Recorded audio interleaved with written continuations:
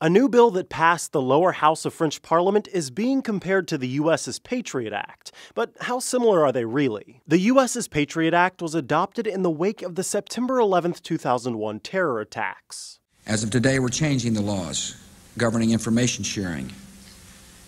And as importantly, we're changing the culture of our various agencies that fight terrorism.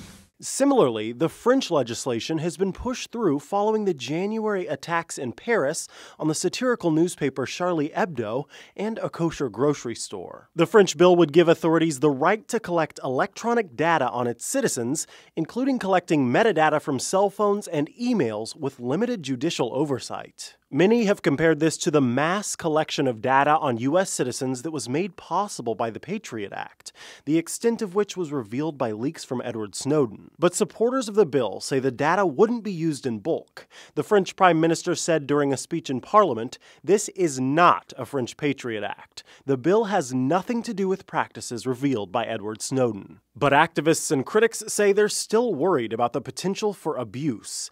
Amnesty International's Deputy Director for Europe and Central Asia said, "This bill would take France a step closer to a surveillance state where nothing is secret except the surveillance itself." The French bill would also require internet providers to analyze users' data at the government's request, and it would allow intelligence agencies to use microphones, location trackers, and spyware to keep watch in France and abroad. This comes at a time when governments across the world are debating how best to balance national security and civil liberties in the face of terror threats.